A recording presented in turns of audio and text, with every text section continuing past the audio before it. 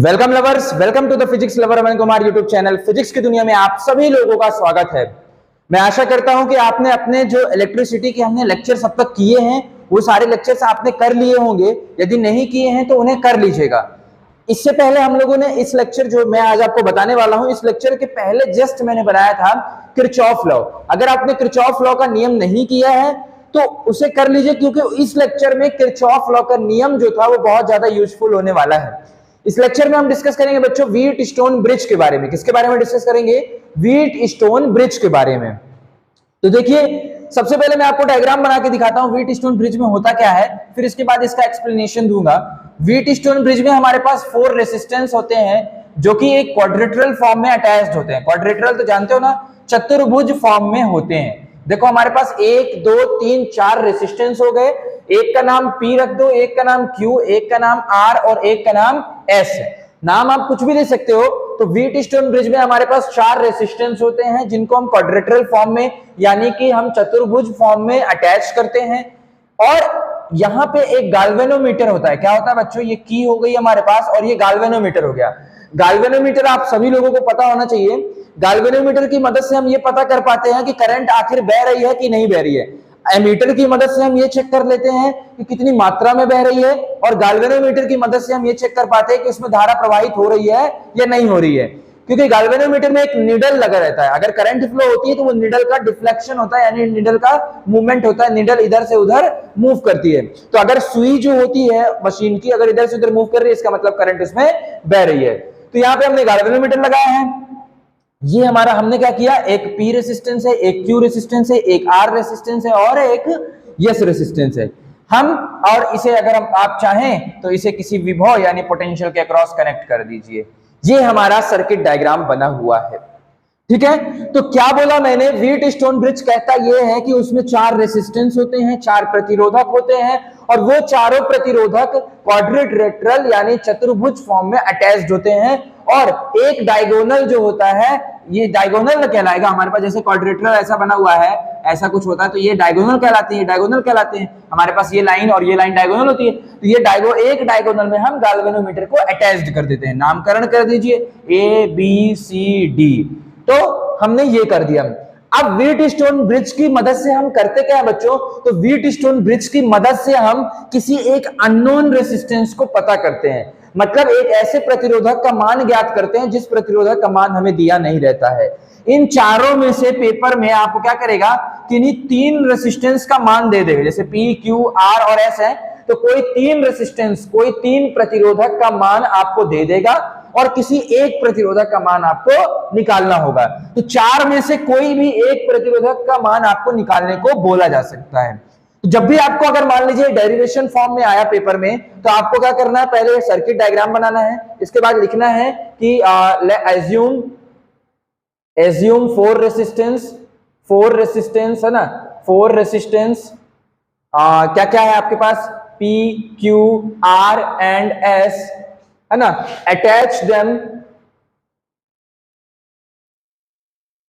To form a quadrilateral. आप उन्हें इस प्रकार से अटैच्ड करिए कि ताकि वह चतुर्भुज बन जाए। तो माना कि हमारे पास 4 प्रतिरोधक हैं P, Q और R, S। उन्हें इस प्रकार से जोड़ा जाता है कि हमारे पास एक चतुर्भुज का निर्माण होता है। B और जिनका नामकरण हमने कर दिया ABCD है ना, ABCD हमारे पास एक क्वाड्रिलेटरल बनता है। और इसको आप अपने लैंग्वेज में लिखिएगा बकायदे कि हमने 4 रेसिस्टेंस माना जिसका नाम P, Q, R, S कर दिया। सबको हमने क्वाड्रिलेटरल फॉर्म में अटैच्ड कर दिया। फिर B से D, BD जो है उसमें हमने गाल्वेनोमीटर को अटैच्ड कर दिया। गाल्वेनोमीटर को BD में हमने क्या लगा दिया बच्चों? गाल्वेनोमीटर लगा दिया चेक करने के लिए कि भैया उसमें करंट बह रही है कि नहीं बह रही है। ये हमने कर दिया। अब हमारे पास ये हुआ कि जब हमने इक्विलिब्रियम कंडीशन में देखा, किस कंडीशन में? इक्विलिब्रियम कंडीशन में देखा हमने, यानी साम्य अवस्था में अगर हम बात करते हैं तो इक्विलिब्रियम कंडीशन में क्या आता है हमारे पास? P और Q का जो रेशियो आता है बच्चों वो R और S के रेशियो के बराबर होता है। क्या बोला मैंने? हमने 4 रेसिस्टेंस लगाए जो कि क्वाड्रिलेटरल फॉर्म में लगाया। एक गाल्वेनोमीटर लगा दिया जो कि B और D को ज्वाइन करने वाले डायगोनल में लगाया। और अगर हम इक्विलिब्रियम कंडीशन में करते हैं तो हमारे पास ये रिलेशन आता है P by Q is equal to R by S. अब यहां से मान लीजिए करंट निकल के आई जा रही है, तो यहां पे जो बटेगी वो I1 करंट आ जाएगी और इधर साइड हमारे पास आ जाएगी I2 करंट। जब यहां पे पहुंचेगी तो यहां पे हमारे पास आ जाएगा I3 और यहां पे बहेगी I4 करंट। फिर वापस जब सारी करंट यहां से I1 आ रही है, I2 आ रही है और यहां से I2 सॉरी यहां पे I करंट आ रही थी, अब I करंट दो भागों में बढ़ गई, I1 और I2 में। फिर हमारे पास यहां से करंट हमारे पास यहां पे जब पहुंचे तो यहां कुछ IG करंट आ रही होगी जो गाल्वेनोमीटर की करंट कहलाती है। तो इधर साइड I3 और इधर साइड I4, तो टोटल करंट इधर साइड तो I ही निकलेगी ना, जब इधर से I जा रही है तो इधर से I ही निकलेगी। अब ये पाया गया बच्चों कि जब हमारे पास इक्विलिब्रियम कंडीशन होती है तो P बाई क्यू बराबर R बाई एस होता है और गाल्वेनोमीटर में बह रही करंट जो होती है वो जीरो होती है। क्या होती है? गाल्वेनोमीटर में हमने ये पाया कि कोई भी डिफ्लेक्शन नहीं आता है जब हम इक्विलिब्रियम कंडीशन की बात कर रहे होते हैं। जब हम साम्य अवस्था की बात करते हैं तो गाल्वेनोमीटर में करंट जीरो होती है, यानी IG की वैल्यू हमारे पास क्या हो जाएगी? जीरो हो जाएगी। तो अब चलिए लिखते हैं, अब इसका डेरिवेशन करना चाहते हैं। इसका डेरिवेशन कैसे करेंगे? तो इसका डेरिवेशन मैं आपको बताना चाहूंगा, आप बहुत ध्यान से किरचॉफ के दोनों नियम को याद करिए। किरचॉफ का एक पहला लॉ था हमारे पास, किरचॉफ का फर्स्ट लॉ जो था, किरचॉफ का फर्स्ट लॉ जो था हमारे पास, किरचॉफ फर्स्ट लॉ, तो वो क्या था हमारे पास? केसीएल का था। किरचॉफ करंट लॉ था, क्या था वो? केसीएल, यानी करंट का लॉ था, यानी आने वाली करंट। आप याद करेंगे किरचॉफ का पहला नियम यही था कि किसी भी पॉइंट पर आने वाली करंट जो होती है वो जाने वाली करंट की क्या होती है बच्चों? बराबर होती है। हालांकि आप इस डायग्राम को देख के बता सकते हैं कि I1 करंट अगर आ रही है और थोड़ा सा IG जा रही है और थोड़ा सा I3 निकल के जा रही है, तो अगर IG की वैल्यू जीरो है यानी डिफ्लेक्शन नहीं हो रहा है, इसका मतलब यहां से अगर I1 करंट आ रही थी तो इधर जाएगी भी I1 करंट है। इसका मतलब ये हुआ कि जो I1 होगा वो I3 के क्या हो जाएगा बच्चों? बराबर हो जाएगा। बहुत आसान से आप बता सकते हैं, क्योंकि देखो भैया अगर ये बंदा यहां से 1 करोड़ रुपए लेके जा रहा है और कहीं रास्ते में किसी को दिया नहीं तो इधर निकल के भी तो 1 करोड़ ही आएगा ना।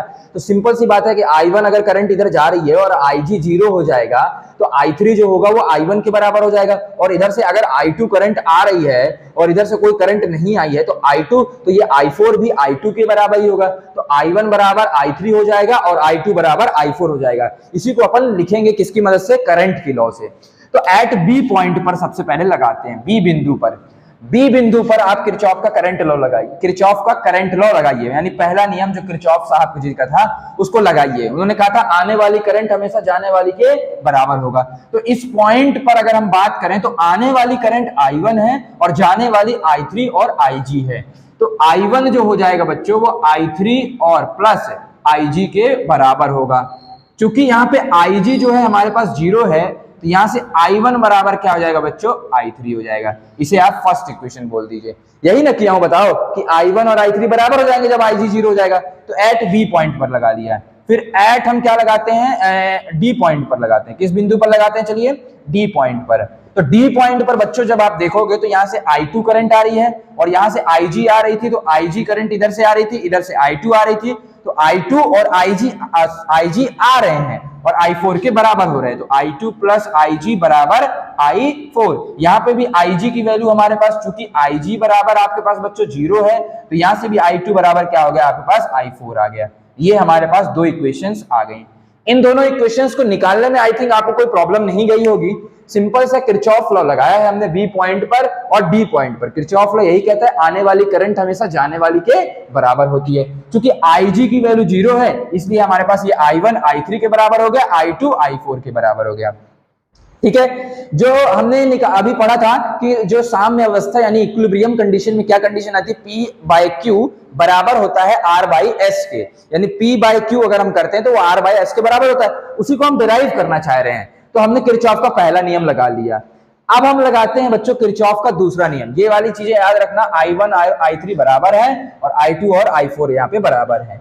अब हम लगाते हैं बच्चों, क्या लगाते हैं? चलिए यहां पे अब हम लगाना चाह रहे हैं किरचॉफ का द्वितीय नियम, किरचॉफ सेकेंड लॉ लगा दीजिए, किरचॉफ सेकेंड लॉ। तो किरचॉफ लॉ सेकेंड का जो लॉ था वो केवीएल था। क्या था बच्चों? केवीएल, यानी किरचॉफ का वोल्टेज लॉ। यानी किसी एक पोजीशन से आप स्टार्ट करिए और वही पोजीशन पर पहुंच जाएंगे, तो किसी एक पोजीशन का मान लीजिए पोटेंशियल हमने जीरो मान लिया और उसी पोटेंशियल पर अगर पहुंचेंगे तो उसका पोटेंशियल जीरो हो जाएगा। तो पूरे सर्किट में हमें घूमना होता है।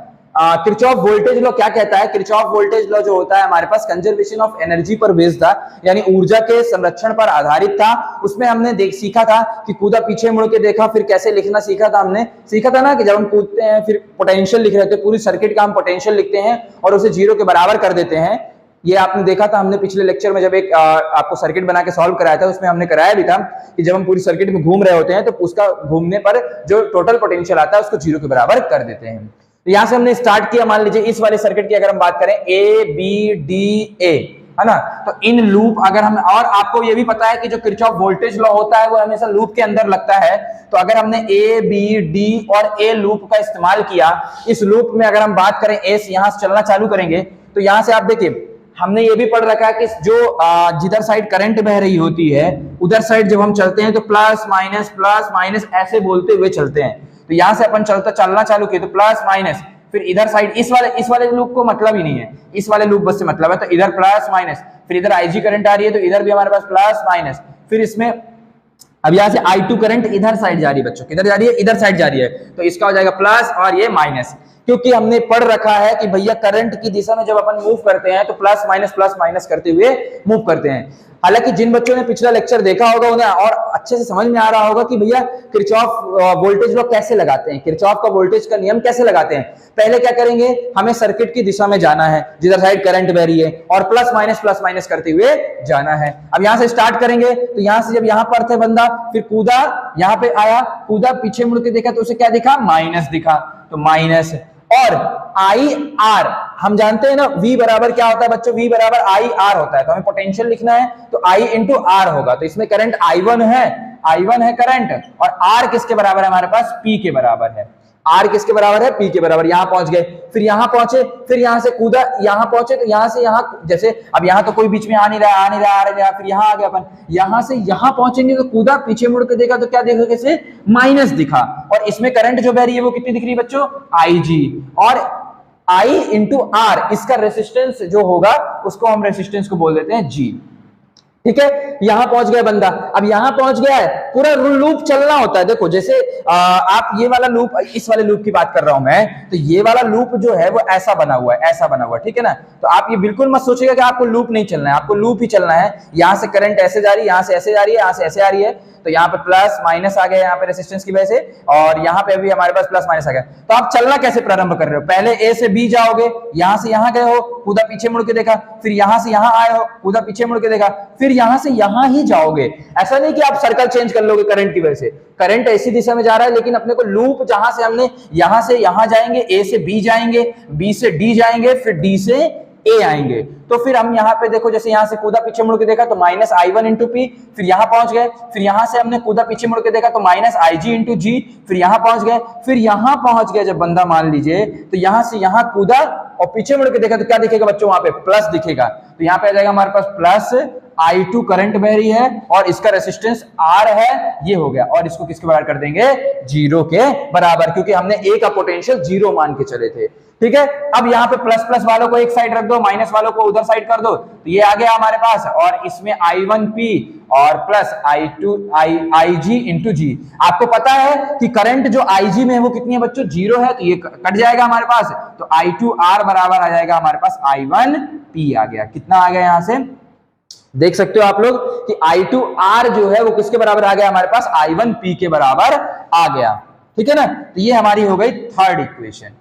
ठीक है, ये इस लूप में लगाए थे। अब इस लूप की बात करते चलिए, इस लूप की बात करेंगे। अगर हम इन लूप, किस लूप में बात करें? अब इस लूप में बात करते हैं। अभी हम किस लूप में बात कर रहे थे बच्चों? इस लूप में बात कर रहे थे। अब इस लूप में बात करते हैं, बी सी डी बी। किस लूप में बात कर रहे हैं? बी सी डी और बी। अभी हम ए से स्टार्ट किए थे, ए बी डी ए, अब हम बी से स्टार्ट कर रहे हैं, बी सी डी बी।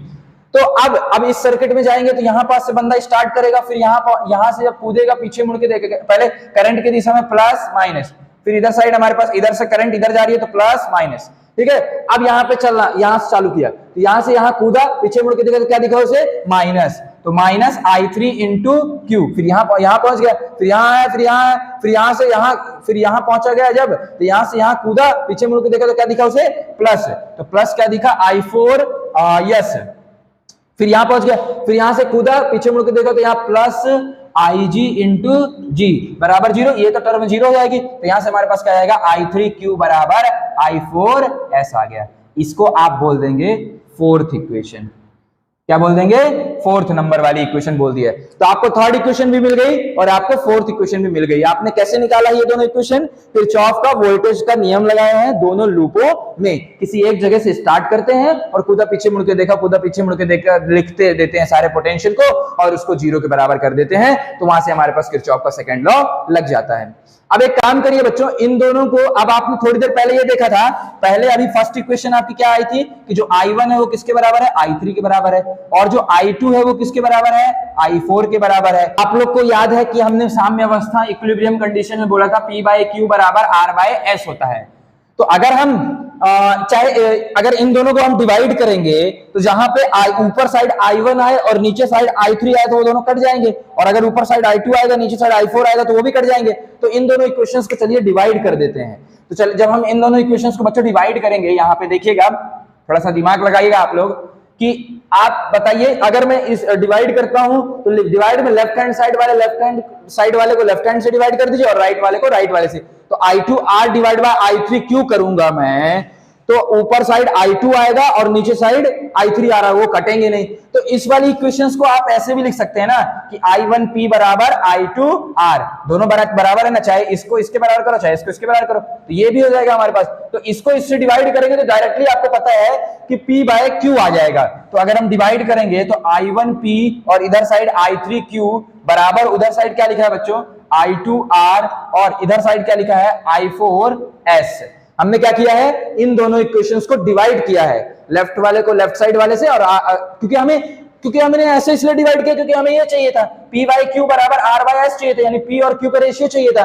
तो P वाले को Q वाले के साथ डिवाइड कर दिया और R वाले को S वाले के साथ डिवाइड कर दिया। तो I1 और I3 देखो, पहली इक्वेशन, फर्स्ट इक्वेशन क्या थी हमारे पास, फर्स्ट इक्वेशन क्या थी बच्चों, फर्स्ट इक्वेशन यही ना थी कि I1 बराबर I3 है। तो अगर I1 बराबर I3 है, और सेकंड इक्वेशन क्या थी हमारे पास कि I2 जो है वो I4 के बराबर है, तो I1 और I3 बराबर है तो कट जाएगा, और I2 और I4 बराबर है तो कट जाएगा। तो आपके पास P/Q बराबर R/S प्राप्त हो जाएगा। यही है इक्वेशन जो उसको आपने को डिराइव करना था। कैसे डिराइव किया, बहुत सिंपल है, थोड़ा सा पहली बार पढ़ रहे हो इसलिए डिफिकल्ट लग सकता है, 2-3 बार सॉल्व कर लोगे तो आसान हो जाएगा। कुछ नहीं करना है, एक बार KCL लगाना है, किरचॉफ का करंट लॉ लगाना है B और D पर, तो आपको ये पता चल जाएगा कि I1 I3 के बराबर है और I2 I4 के बराबर है। फिर आप इस लूप को ले लीजिए एक बार और एक बार इस लूप को ले लीजिए, दोनों लूप की डायरेक्शन सेम होनी चाहिए। अगर ये वाला लूप इधर से इधर चल रहा है तो ये वाले लूप को भी इधर से इधर चलाना है। यहां से स्टार्ट करिए, कूदा पीछे मुड़ के देखा वो लिखते जाइए, और इसी तरह इस लूप में भी B से स्टार्ट करिए, कूदा पीछे मुड़ के देखा लिखते जाइए, और 2 इक्वेशंस बन जाएंगी। तो वहां से आपने 2 इक्वेशंस निकाल ली और 2 इक्वेशंस आपको पहले मिली हुई थी, तो इन दोनों इक्वेशंस को आपने डिवाइड कर दिया। डिवाइड इस प्रकार से करना है ताकि P और Q अपॉन में आ जाए, डिवाइड कर दिया और जो कट रहा था काट दिया, उससे हमारा P/Q बराबर R/S आ गया। यही था व्हीटस्टोन ब्रिज। अब चलिए मैं आपको एक छोटा सा न्यूमेरिकल देता हूं, जिस न्यूमेरिकल को आपको घर से करके आना है और कमेंट बॉक्स में आपको आंसर देना है कि इसका न्यूमेरिकल का आंसर क्या होगा। ठीक है, ये हमारा व्हीटस्टोन ब्रिज है बच्चों। क्या है, व्हीटस्टोन ब्रिज। कभी कभी क्या होता है कि व्हीटस्टोन ब्रिज नहीं आता है पेपर में, मतलब आता है जनरली, लेकिन जेईई एडवांस में क्या हुआ एक बार कि जेईई एडवांस की बात कर रहा हूं और नीट एग्जामिनेशन, इन एग्जामिनेशन में क्या होता है कि कभी कभी व्हीटस्टोन ब्रिज बैलेंस्ड फॉर्म में नहीं आता है। बैलेंस्ड अगर होता है यानी साम्य अवस्था होता है तब तो सिंपल फॉर्मूला P/Q = R/S आता है, लेकिन कभी अगर ये इक्विलिब्रियम कंडीशन ना दी रहे व्हीटस्टोन ब्रिज की, तो उस वक्त कैसे सॉल्व करते हैं वो आपको मैं एक वीडियो में बताया हूं। वो वीडियो बोर्ड वाले बच्चों के लिए बिल्कुल नहीं पढ़ना है, बोर्ड वाले जो बच्चे हैं बिल्कुल उस वीडियो को ना पढ़ें, लेकिन जो जेईई और नीट ये सब वाले बच्चे हैं वो उस वीडियो को पढ़ सकते हैं। तो आपको कमेंट बॉक्स में वो डिस्क्रिप्शन, कमेंट बॉक्स में आपको उस वीडियो की लिंक मिल जाएगी, आप उसे देख सकते हैं। तो चलिए बोर्ड बेसिस पर अगर हम एक एग्जांपल देखते हैं, बहुत इजी क्वेश्चन हमारे पास उन्होंने दे रखा है, इसको 10 ओम दे रखा है, और यहां से ये कनेक्ट करके इन्होंने इस वाले को दे रखा है 15 ओम, और यहां से इन्होंने कनेक्ट करके इसको दे दिया है 20 ओम, और यहां से इन्होंने कनेक्ट करके इसको दे दिया है, इसको बोल दिया है कि x की वैल्यू पता करनी है अपने को, है ना, x की वैल्यू पता कीजिए, है ना, x की वैल्यू अपने को इसमें पता करना है। यहाँ पे गैल्वेनोमीटर दिया हुआ है जिसमें डिफ्लेक्शन 0 है, Ig जो है हमारे पास 0 है, तो find the value of x है। इसमें आपको बोला गया है find the value of x है। तो ध्यान, ये बात आप बहुत अच्छे से ध्यान रखिएगा बच्चों, तो आपको पेपर में कभी नहीं देगा कि ये व्हीटस्टोन ब्रिज है। आपको समझना होगा कि व्हीटस्टोन ब्रिज की कंडीशन ये होती है कि 4 रेसिस्टेंस होते हैं, किसी एक रेसिस्टेंस को पता करना होता है। फिर सबसे बड़ी पहचान व्हीटस्टोन ब्रिज की, जो गैल्वेनोमीटर आप लगाते हैं उसमें जो करंट बह रही होती है वो 0 होती है, इसमें करंट जो बह रही होती है वो 0 होती है। तो व्हीटस्टोन ब्रिज का इस्तेमाल कीजिए और x की वैल्यू को पता कीजिए, और जैसे ही आपका x का आंसर आ जाए आप कमेंट बॉक्स में आंसर दे दीजिएगा। थैंक यू लवर्स, मिलते हैं नेक्स्ट वीडियो में, तब तक के लिए आप पढ़ते रहे और आगे बढ़ते रहे। Best of luck.